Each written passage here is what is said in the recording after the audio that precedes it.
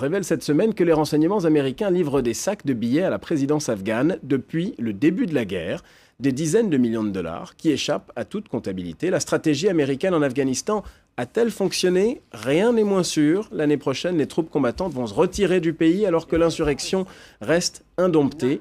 Faut-il négocier la paix avec les talibans? On en parle avec mes invités dans un instant. Assad Omer nous a rejoint sur le plateau de France 24. Vous êtes l'ambassadeur d'Afghanistan en France. David Rigoulet-Rose est avec nous également, enseignant et chercheur attaché à l'Institut français d'analyse stratégique. Atman Tazagart, rédacteur en chef de France 24, spécialiste des mouvements islamistes. Et Charles Cogan participe à ce débat en duplex depuis Boston. Vous êtes l'ancien directeur de la CIA en France. Vous avez passé 37 ans au sein des services de renseignement d'étrangers américains. On va écouter, avant d'avoir la réaction de nos invités, la déclaration d'un des porte-parole talibans. C'était il y a quelques jours. Il annonçait l'offensive de printemps des talibans.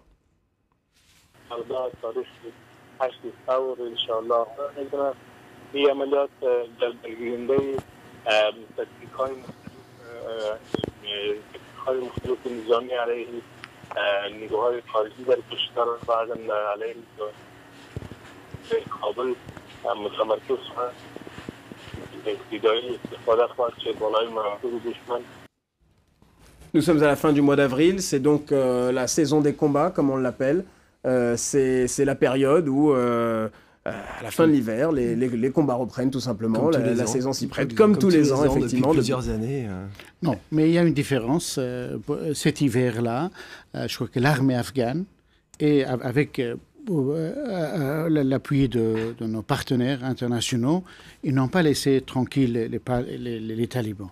Il n'y a pas eu de trêve. Voilà, il n'y a pas eu de trêve. Ils ont eu une offensive. Ils les ont allés les chercher dans les endroits où ils étaient là. Yes, I can. Et oui, il a annoncé, monsieur, que les talibans vont reprendre leur offensive. Et immédiatement après, le porte-parole du ministère de la Défense, monsieur général Zahir Razimi, a clairement dit que l'armée afghane est prête à répondre à tout. Et puis, il ne faut pas oublier aussi ajouter que les talibans pakistanais ont annoncé... On va parler du rôle du Pakistan dans un instant. On revient là-dessus dans un instant. Mais David Rigoulet-Rose, la question, est-ce qu'on peut vaincre les talibans militairement? On est dans un conflit type asymétrique, donc du fort au faible. On n'est pas dans une configuration où deux armées s'affrontent. Vous avez une armée de guérilla qui est comme un poisson dans l'eau, dirait Mao chez elle.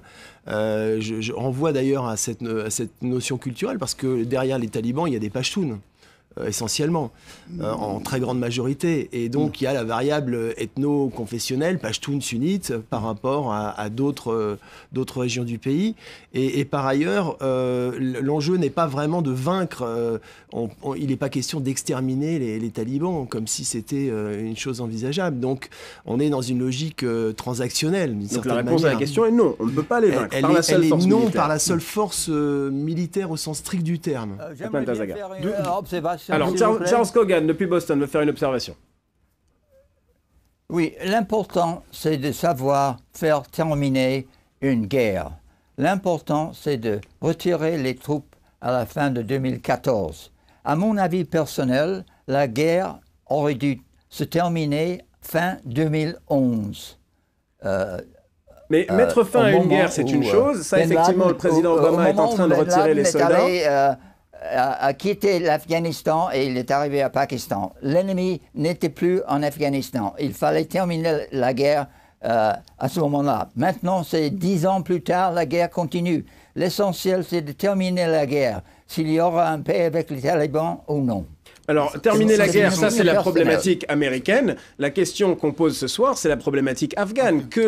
Qu'advient-il du pays après 2014, une fois que les soldats se sont retirés? Atman Tazagar. D'où la gravité de cette histoire de valise de la CIA, de valise de dollars. Le problème, au-delà des problèmes de corruption, c'est un problème politique aussi. Vous êtes dans une société très islamisante, où les talibans ne sont pas nés de rien. C'est un discours de pureté contre la corruption des élites. Et vous avez un président qui avoue recevoir des valises de dollars de la CIA. Je ne sais pas si vous imaginez la catastrophe que c'est pour un gouvernement comme ça, qui est déjà perçu depuis le début comme un suppôt de l'Occident, qui a été installé par les troupes occupantes occidentales qui Et sont les vues talibans comme des refusent ennemis. justement pour cette raison-là de Mettons-nous négocier avec le gouvernement, dans la tête d'un citoyen afghan normal. Vous avez un gouvernement qui a été installé par des troupes ennemies occupante et qui, 10 ans après, reconnaît recevoir. On peut recevoir de l'argent d'ONG, on peut recevoir de l'argent du département d'État, mais recevoir de l'argent de la CIA, je ne sais pas si vous imaginez la catastrophe que c'est pour l'image de ce gouvernement. Vous n'êtes pas du tout au courant de l'affaire d'Afghanistan, malheureusement. Vous savez, oui, peut-être, c'est pas peut-être, c'est Je vrai. travaille là-dessus, moi, Oui, justement, c'est là que ça m'étonne. Et je pense que ce gouvernement sera renversé contre les troupes. Oui, ça, c'est selon votre idée. Le gouvernement reprendra Kaboul en moins d'un mois, et je vous donne le gouvernement est élu, en 2014. est élu.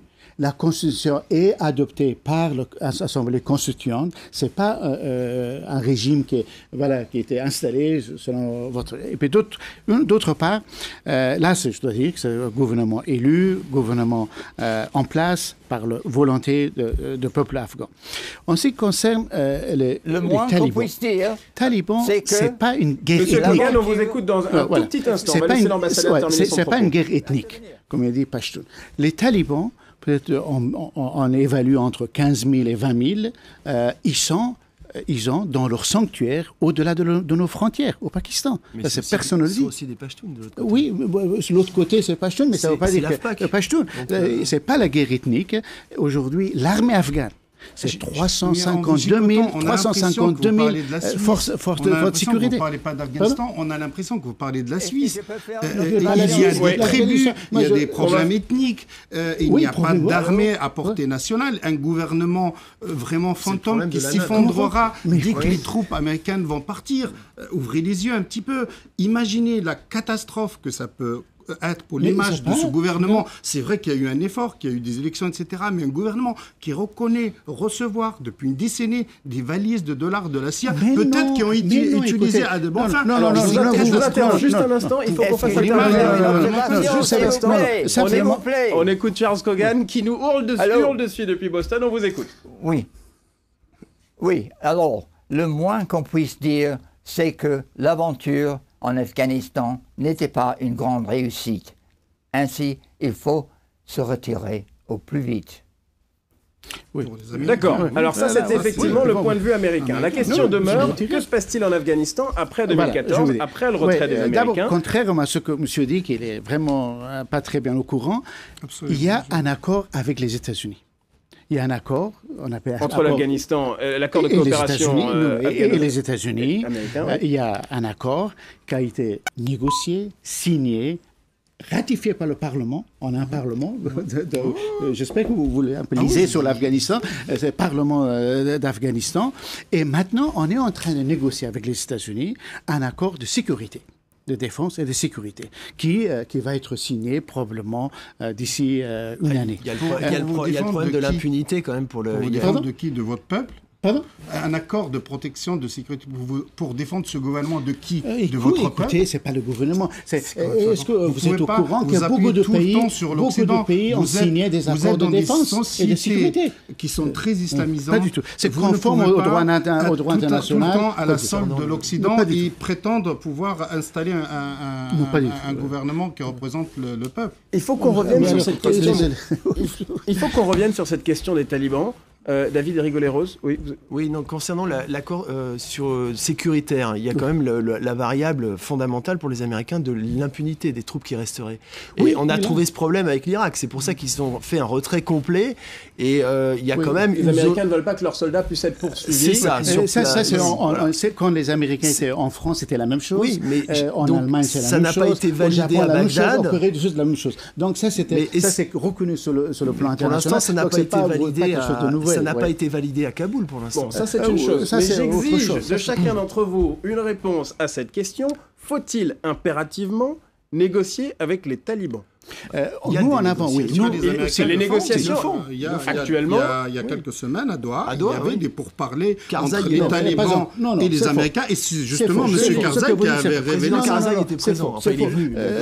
Et d'ailleurs, le président Karzai n'avait fait aucune déclaration à l'occasion de son déplacement à Doha, où je précise pour nos téléspectateurs qu'une demi-douzaine d'émissaires talibans seraient présents depuis environ 2 ou 3 ans, avec pour objectif d'entamer, de continuer des négociations avec les Américains.